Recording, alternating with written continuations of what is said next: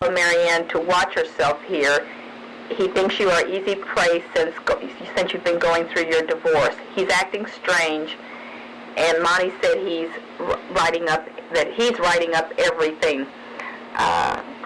And then something he said that Mike said, Monty told her, which she didn't remember what it was. Monty told her it was sexual harassment, and he said, "I'm going to write that down." And then he said, "Mike's strange." Next, Marianne was telling us was that back when she was cycle counting, and this was when she still worked in accounts payable before she'd ever moved from accounts payable out to the warehouse, she'd be cycle counting with Sandra, and she said Sandra would wander off, and then she would be looking around to see if she could find her, and she would find her and Mike, and they would be standing up close.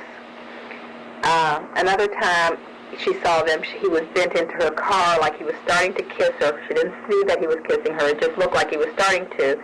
And Sandra saw Marianne, and she pulled back, and then Mike leaned back up. And later on, when Sandra saw Marianne, Sandra told Marianne that Mike said that they could get all the overtime that they wanted if Sandra would fuck him, but she could not do it at her house, so she asked Marianne if she could use Marianne's house, and Marianne said no, and then Sandra said, "Well, then you fuck him." And Marianne said this even happened before Janelle started working here, and when Marianne was still in accounts payable, because she went home afterwards and was telling Janelle about it, and Janelle said something about the people she works with here. And I'll go back up to the sentence where Sandra said, "Well, you fuck him," and then she told Marianne that, she said, "You might as well, one of us is going to have to fuck him." Then Marianne said that there's been several people that have, in the last couple of weeks, have said to her, "What is wrong with Mike? He is acting really strange anymore." Excuse me. Also, one night when they were on the machine, Mike told them that they needed to meet, and he called them into the smoke room and told them that he wanted to talk to them because he had his ass chewed out because of them socializing too much in the tool room. Also, she said while he was sitting in the smoke room that he still did not turn on the lights and he was smoking his pipe. And Marianne said, "When do I socialize in the tool room, Mike? I want to know."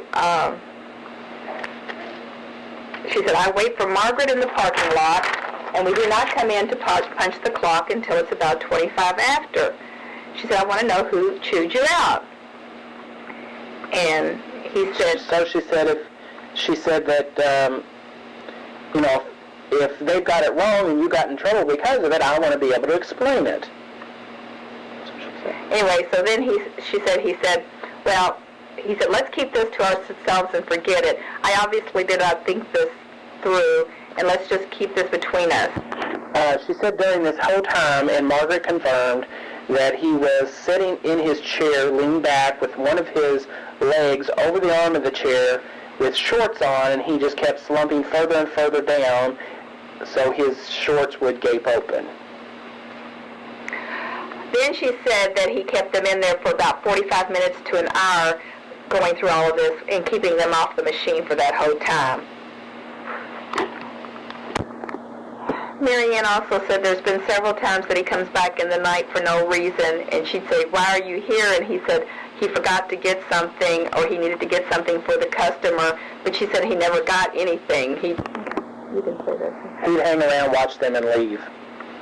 He also told her that she does not know how many times he comes in and stands at the door that's between the office area and the warehouse and just watches them. Also, Marianne stated that one night there was a whistle, and they heard a whistle 2 times, and they thought it was Mike. They both thought it was Mike because they both said at the same time, "Mike's here," but he never came in. And then the next day they said something to him about coming in, and he said no, it wasn't him that came in. But she said no one else can whistle like that. But he said it wasn't him. But they definitely heard a whistle because they both made the comment at the same time about Mike being here. The part she left out is where they explained that Mike makes this real high-pitched whistle somehow that nobody else can make except Jim Bland, one of the sales guys. But he can't go as high. But Jim Bland does not have a key to the building, so he could not get back in. Then Kevin asked, Margaret, what has your working relationship with Mike been like? She said, and then Margaret said, when she was in Section 1, it was great, and he would tell her the answers to her questions and go on. But when she came over here and started on the machine, that's when it all started. And then Kevin said, you all said it was about 3 months ago, but was it right after you started second shift, or did it start happening gradually? It started gradually, but it has gotten worse. The one thing Mary Ann did say, and Margaret keeps confirming all of this throughout, but Mary Ann did say that no matter what they said anymore, that Mike has to bring sex into it. So whatever subject they bring up, he finds a way to bring sex into it, and Margaret agreed that he does. Then Mary Ann was saying that Mike had said that when his son turned 18, he was leaving his wife, and Margaret said that she told him that he would miss her if he did that because they'd been married for so many years. And he said no, he wouldn't miss her. He only misses his first wife sometimes, and they were married 3 years, but she gave good head. Okay, you can stop it now. Okay. Then Mary Ann said that Mike is jealous of Joe Clemens.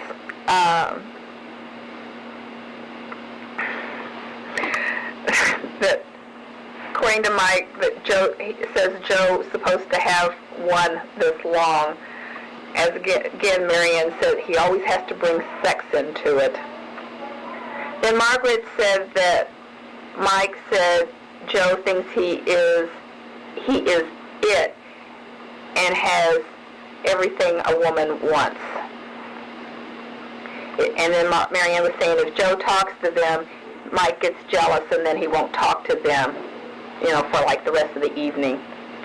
Then Kevin asked, how is your working relationship with Mike? Mary Ann said, always liked him, and if I had a problem, I could call him and he would walk me through. Anyway, Mary Ann said, I always liked him, and if I had a problem, I could call him and he would walk me through.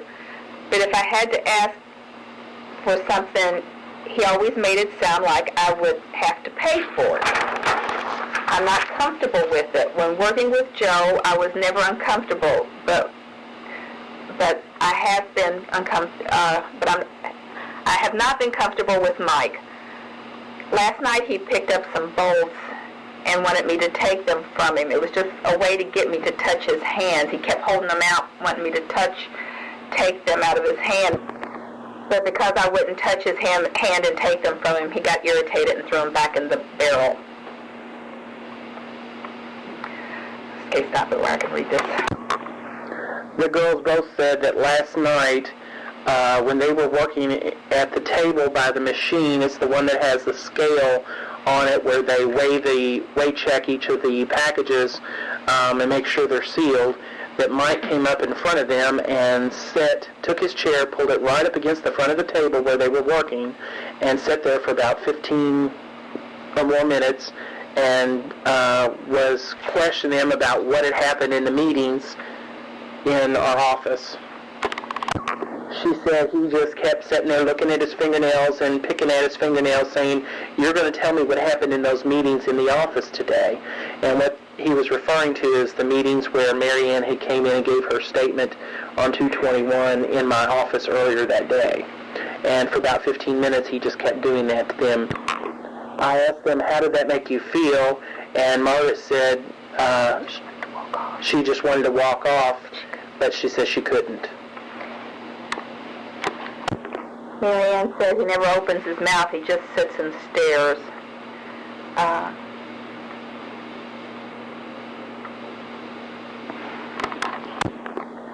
Then Mary Ann said that Mike said to her, this was on the evening of February 21st, that she said, Mike said to her, I guess you'll be tired since you've been here since 9 a.m. And she said, I haven't been here since 9. And he was questioning her because he had seen her in here that morning. And she said, I only came in to tell him that Janelle was sick. And he said, well, why did you go to Kevin's office? And she said, well, when I told Susan, Susan said, well, we need to go tell Kevin. So we went and told Kevin. When he got Margaret, Margaret said that he had some crates for shipping, and while she was working with that, with the forklift, he said, what's going on? And she said, and Margaret said that Mary Ann said Janelle was sick. And he said, you know that's not right. And he said, you know the only thing that it could be. And he said it's sexual harassment. And he said that Kevin had made a phone call right after Mary Ann had left his office. And Margaret said, I know nothing about that. Mary Ann told me that Janelle is sick.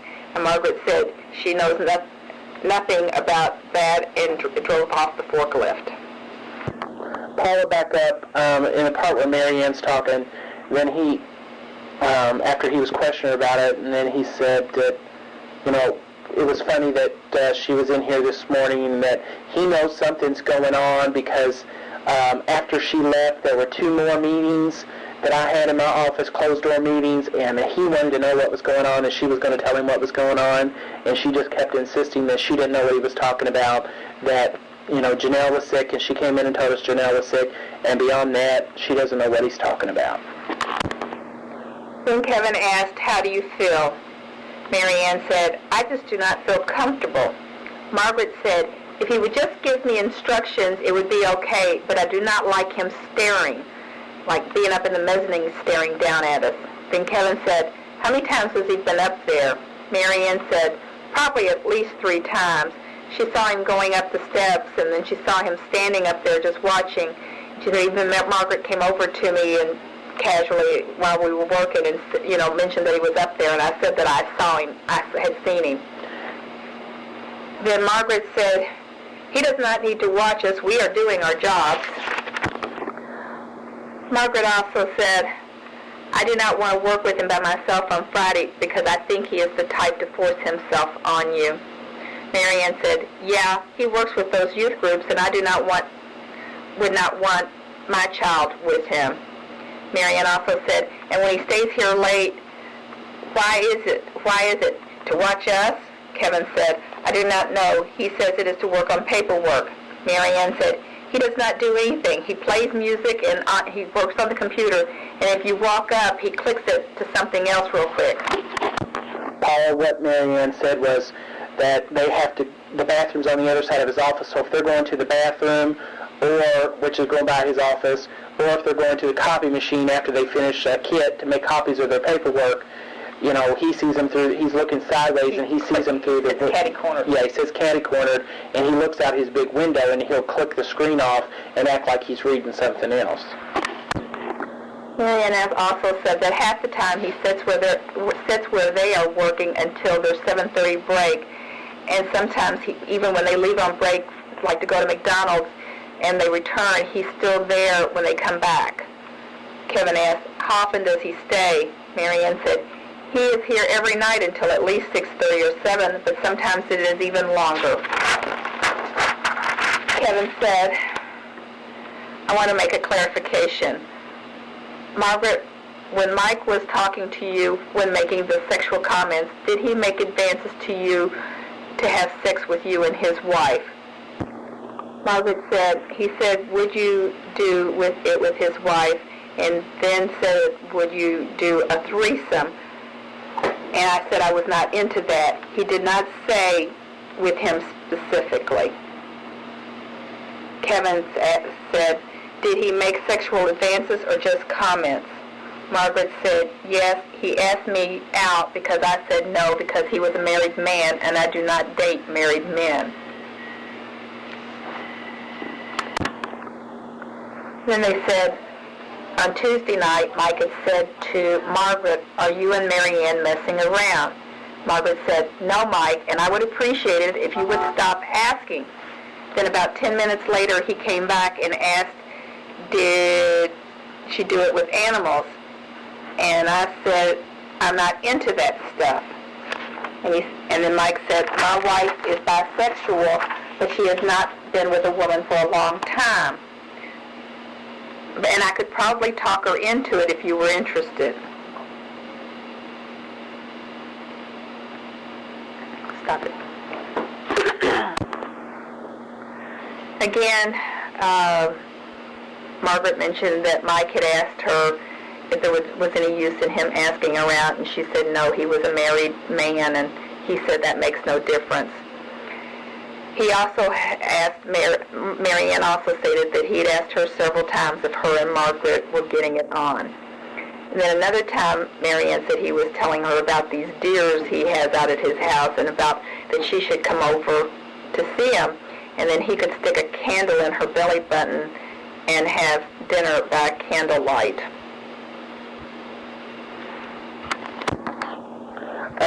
The girl said that this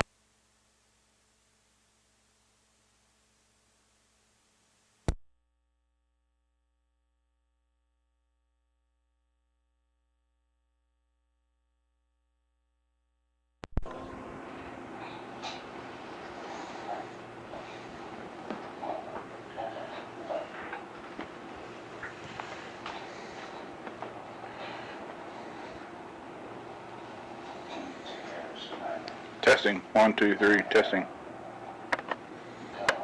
Margaret then said that we heard that you two had fooled around, and that's what Sandra told us.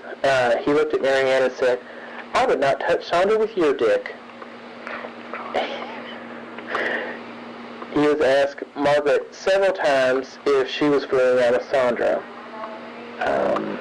I then told Marianne and Margaret that Mike had said that this whole situation was a joke, and I asked him what their response was. And they both said at the same time, no, and they shook their heads. And basically they were horrified. They said this was not a joke. This whole thing going on this period of time could not have been a joke.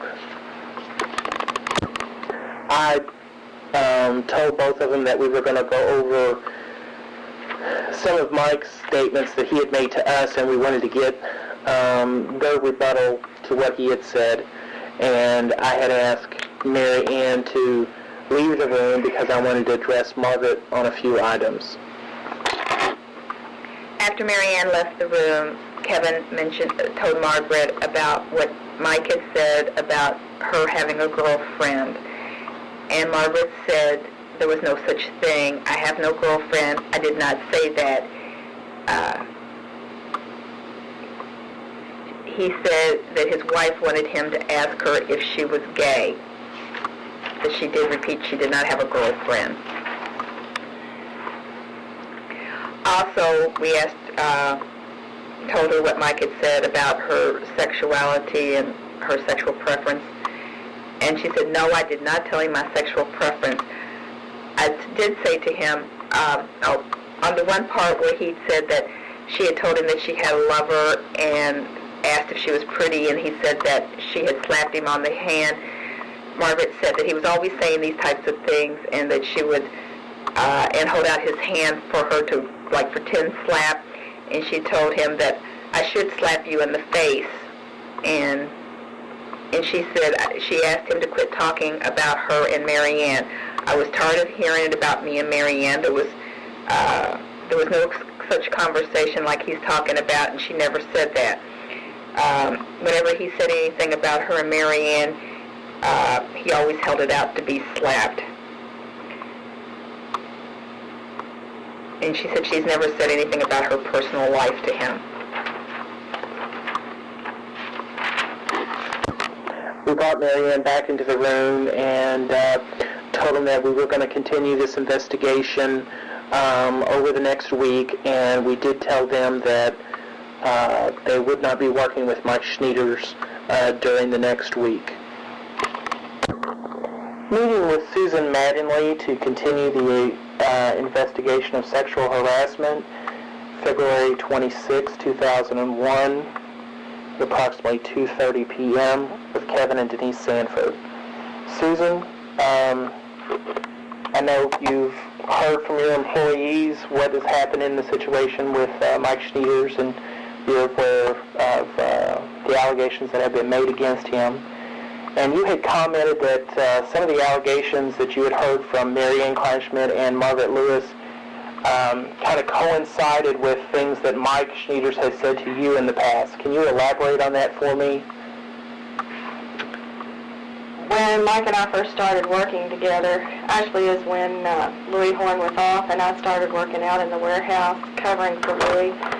Mike had told me some things, and he said that the warehouse, and he was fond of saying this, and one person could say it, but he would say the warehouse, like the whole warehouse had said this, thought that I was gay. And I said no, that I wasn't, and he said, well, they thought that I was. And come to find out, and I kept asking him, and come to find out it was one person who had said it, or he said it was one person who had said it, and it was Brad Hagman who had said that. But then Mike elaborated on it, and he told me that he didn't think anything of that, and that his wife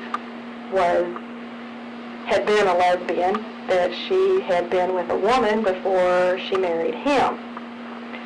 And he kept bringing this up for a period of some time, and he would still come in to me and tell me that, boy, they really think you're gay. The warehouse thinks you're a lesbian. And I just told him I wasn't, and I didn't know why they thought that.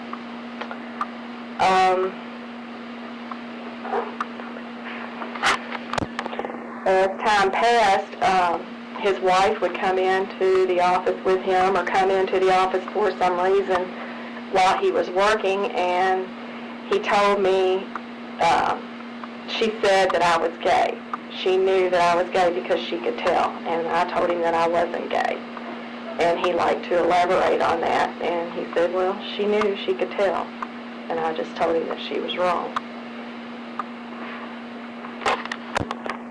Susan, how did it make you feel when he made these comments to you? I didn't appreciate it, and I didn't think that he should be telling me that kind of thing, bringing me this information that the warehouse was saying this, or that his wife was saying this. And did you ever tell him to stop making these comments? I don't think I specifically told him. I think it just kind of dwindled out because I wouldn't pay any attention to him. I just told him he might as well get over it. Mike was also fond of doing some things like when he started warehouse management, I might say something to him. I might be teasing him about something or whatever, or say something about he couldn't handle something because he was a man and a woman would do a better job. And he would touch himself and say, well, you might as well just cut it off. And he did that on several instances. And I would just ignore him when he did it. And I never told him to stop. I would just ignore him when he did it. Are there any more instances that you can think of where he may have used sexually explicit language or behavior? Mike seemed to hang around one of the warehouse employees more than any others, and it was like he was trying to gather gossip. Who was this? It was Sandra Shearer, and he told me stories about her too. He told me all kinds of stories about Sandra. And what type of stories?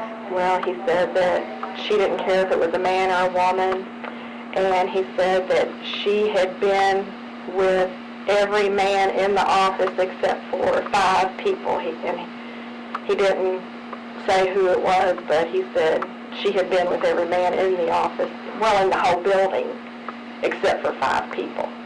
5 men is what I was assuming he meant. And he would tell me stories about her, and he would talk about her like she was just a slut, and he wouldn't have anything to do with her, but the next thing you would see him hanging around her. And he was told on 2 instances to not be hanging around her, and he would go right back to hang around her. And I teased him about it, hanging around his girlfriend, and he told me that he wouldn't touch her with my dick. And that was his reply. He acted like he didn't hang around her, that he wasn't having anything to do with her, that it was business. Didn't we have a meeting with him just maybe a month ago where we talked about him taking break with her again? Yes. Elaborate on that situation, because we actually had a customer in the facility, correct? A customer from Brinley Hardy came in, and he was working with Kathy Roberts, and it was on the machine and the quality that she was setting up for procedures on making the kits. And Mike was supposed to be there with them to answer any questions that they might have, because he had been working on the machine with the kids ever since we got the machine in here. I went out in the warehouse and I saw the customer with Kathy, but I didn't see Mike, so I went to look for him. Well, when I found him, he was sitting out on the back stoop with Sandra and Libby Schaefer taking a smoke break. And there the customer was still in the building, and there was no Mike to be found. I had to go looking for him, and he should have been available so they could have asked him any questions if they needed to. But there again, he was with Sandra, and after that incident, we had a talk with him and told him that even though he didn't think it was important, that it was the perception of impropriety. And he said, okay, that he wouldn't take breaks. And we told him, not just her, that he shouldn't be taking breaks with any of the employees, Right. because it was showing favoritism. And It could cause problems among the employees in the warehouse. right. So he said, okay, that he wouldn't do it. Susan, can you tell me, do you know why Mike would be in this building late, why he would be working late all the time? I know he made a lot of comments that, his wife was upset with him because of all the hours he put in. I know I've heard that myself on numerous occasions. And I know I work a lot of late hours, and I see him here at 7:30, 8 o'clock, sometimes past that. I've seen him here even to 8:30 at night. Can you tell me what he is supposed to be doing during this period of time? Well, I would ask Mike. I could not understand what he was doing that was taking so long, that he had to be here so many hours, because he would say things to me that his wife was not happy that he was here working all these hours. And I would try to find out from him what he was doing, because I didn't feel like he was doing some things that he should be. So I questioned him about what kind of thing he was doing and what was keeping him here so late. And he really wasn't specific on what he was doing. And I said, well, you need to check with me on some of this stuff. I felt like maybe some people were taking advantage of him and using him to do some work. But I couldn't figure out why he was here these late hours. I know that he might have to look for stock or some things, but didn't he talk about paperwork? Had to do his paperwork. He had to stay late and do his paperwork, and I couldn't figure out what kind of paperwork he was doing. On the Brinley Hardy kits, all he had to do was make copies of those. He really wasn't doing anything like making graphs or keeping track of time on how long it was taking them to do these. I mean, all he had to do was put them in order, make copies and put them in order, and I couldn't figure out why he was here so late. And he really never had an explanation, and I had complained to Kevin Harbison and Kent Crossway that I couldn't figure out why he was here so late. And he would let me know that his wife did not appreciate him being in here, and I felt bad because he was here working, but there wasn't anything I could do about it. I couldn't make him go home. So, and then... But you also didn't even know for sure what he was working on. I didn't know. I had no idea, and that was my question. What is he doing? Why is he here? Whenever Mike went on vacation, I would fill in for him, and I couldn't see any kind of paperwork that he was doing that would take him all that time to get these things done, where he would have to stay until 7 or 8 o'clock at night. It made no sense. And I would find out things that he hadn't been doing that he should have been doing. Susan, I have another question I want to ask you. Have you experienced any performance problems with Marianne and Margaret, and whether or not, did you ask Mike to stay late to watch them? Has there been any instances like this? Or would there be any reason he would feel, even if you hadn't specifically asked, that he would feel there was a problem that he might need to keep an eye on them? No, when they first started working, which was at least a year ago, I guess, they might have had some problems where they needed some help. But ever since they have learned the job and have been doing the job and working together, they have been doing a very good job, and they are the stronger team that we have that are working on the kids, because the second shift usually puts out more kids than the first shift. And we have both commented, and Mike has agreed, that they do a better job than the first shift. So there would be no reason to watch them. And every time I have seen them, they are working, and they do a very good job. Susan, I have one last question for you. The computer that Mike's got back in his office, when did he get that? I know that's a rebuilt computer. When did he get that current computer? Do you remember? I think it was approximately October, November, somewhere around there. Okay. Did you know he had internet access on that computer? I did not know that he had internet. He had asked me about having the internet when he had the other computers, and I told him no, that there was no reason for him to have the internet. His job did not require him to have the internet. I had no idea that he had the internet. Okay, now you do a download from the UPS computers, and then you email that information to someone. Explain that process to me, and who does each of the pieces? Okay, that is the CMR group, they're called. They are auditors, and they check UPS to make sure material gets to the customer on time or in the time it's supposed to, if it's supposed to be one-day delivery. They check the packages. I download this. Mike has never done it. I have never asked Mike to do it. I have done it myself.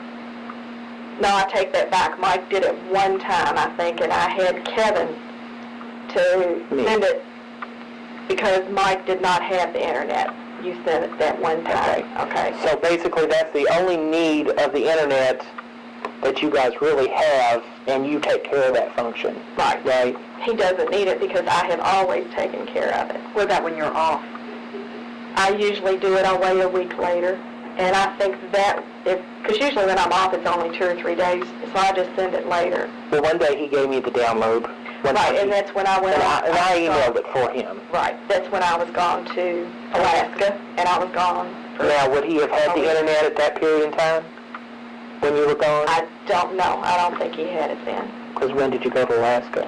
That was the end of August, the 1st of September, and I don't think he got that computer, like I said, until October. It seems to me like it was around that time. Okay. So he's got the internet and you didn't know he had it? No, I did not know. And could you think of anything that, for business related to his job, that he would need the internet? No, and that's why I told him that he didn't need the internet when he asked me about getting it, because I could not think of any reason why he needed it. There was nothing in his job that he needed the internet. Any sourcing or anything he'd have to do? No, he didn't need to source. There was nothing for him to source. And all this, she'd even specifically said for him he didn't need it, so if there had been a reason, he would have asked you. Right, he would have told me a reason, but he knew that he didn't need it, so he didn't say anything about it. Okay. Thank you, Susan, for coming in today. Michael? Yes? This is Kevin and Denise. Can you hear me? Yeah, I can hear you. Okay. We're continuing on our investigation, and I needed to ask you a few more questions. Do you have a minute? Yes. Okay. Can you tell me, why are you here so late in the evenings? Well, normally I don't have time to do any paperwork and that during the afternoon, and that because chasing everybody down to make sure that they're working. And I do my paperwork, run the paperwork from my office into there, Okay, what type of paperwork are we talking about? Return good paperwork for IMS, for the salesman on an IMS shelf, chasing down, trying to find paperwork, or trying to find material for the short tickets that everybody's short. Okay. Why do you feel it's necessary to watch the women on second shift? As in how? Observing them. Well, I'd like to try to make sure that machine is running before I leave. Mostly that's what it's about. Okay. So they don't have any problems on it. Because I hate to come home and then have to turn around and come back. Okay. I want to clarify one of the statements that they had mentioned. Did you have a meeting with Margaret and Mary Ann? And I can't really give you a time frame of when this was, in regards to them talking too much or them talking too much in the tool room. And this meeting would have been held in the smoke room in the warehouse? Yeah, because Susan had come to my attention, brought it to my attention that when they come in the afternoon, they're spending time in the tool room and that up there by the tool room. Is this before they clocked in? Yeah. Is that what you're saying? Yeah. Do you know about how long that meeting ran on? Oh. Best recollection?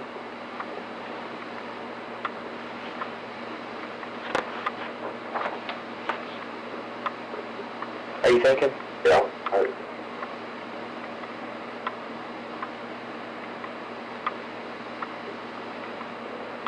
Gosh, I really can't say it's been so long ago. Okay.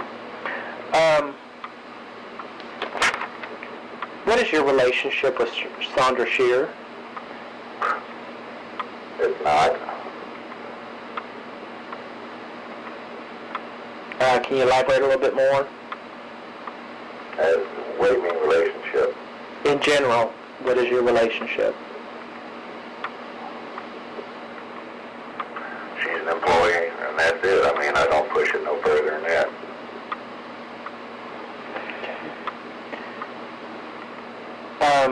Ask why you asked that. Because there were general comments made about you and her, and that there was possible relationship there. No.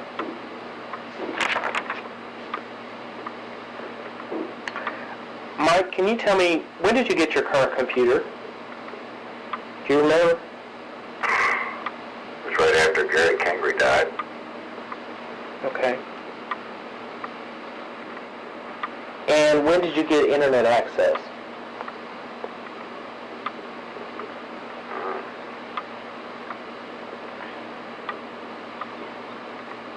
Oh gosh, I'm not sure. Because I know I used it for looking up UPSs and that comes with the branches and that. Okay. And you just used the Neelyville sales log-on? Yeah. Did Susan know you had access? I don't know if she did or not. Okay. So you use the internet for what reasons? Going on to checking out UPS, tracking and stuff like that during business hours. Okay.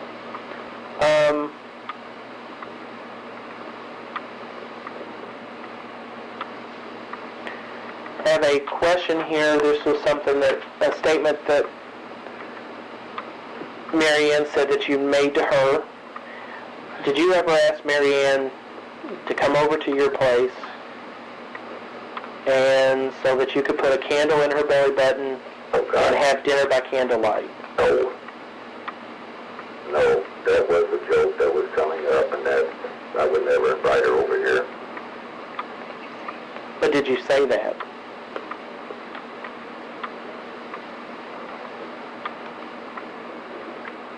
When that was said and that we were all telling jokes, yes.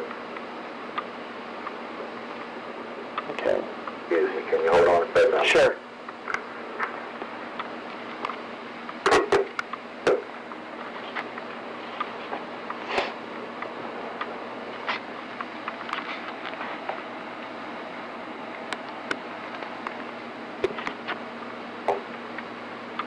Hello? Hello? Back?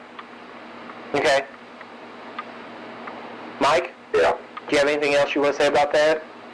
Like I said, it was a joke. I can't tell you what the situation was, why it came up and that. Okay. I know you've said certain things that you did say and certain things you didn't say. In your opinion, why would these two women say what they've said if it wasn't true? Or why would they take it the way they took it? If you're saying it was a joke, why would they take it not as a joke? I have no idea what goes on in their mind.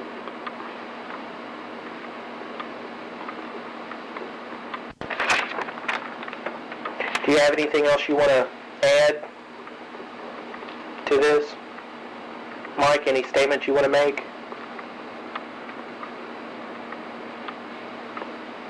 Not at this time, no. Okay, if it comes up that you want to make a statement, you can give me a call if you want to say anything. Okay. You don't have anything you want to say in defense? Rebuttal? Gosh. I don't know what to say, Kevin, to be honest with you. I mean, I joked around with them and everything, and all of a sudden, bam,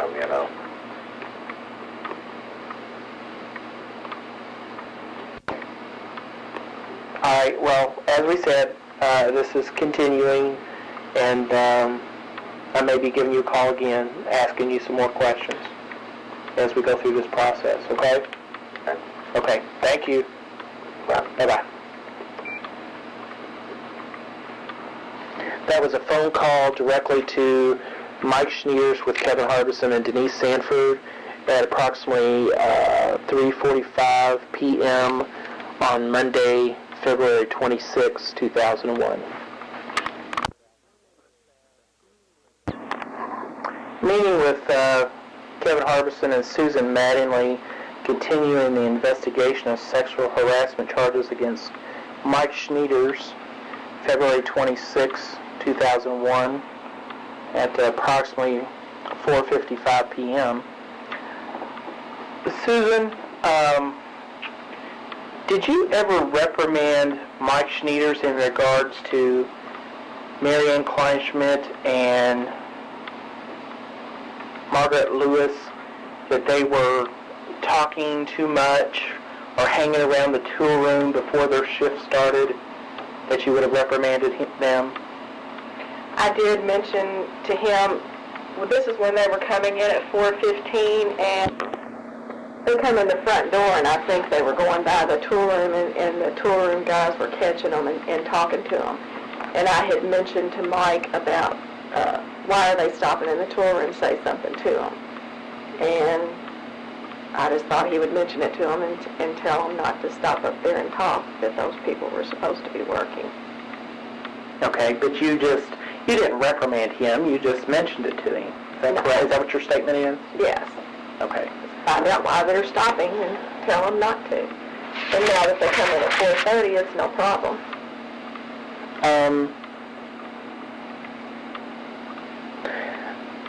I talked to Mike Schneers. We had a little discussion earlier in regards to not knowing what his paperwork that he could be working on after hours would be.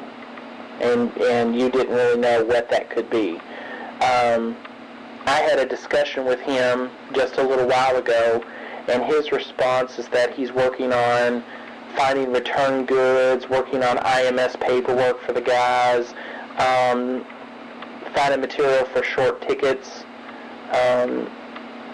Does this sound like that's reasonable for what he would be working on? Not the length of time that he is talking about. I know that sometimes it might take him a while to find something in stock, but not for, I don't think he would have to stay every night as late as he is staying.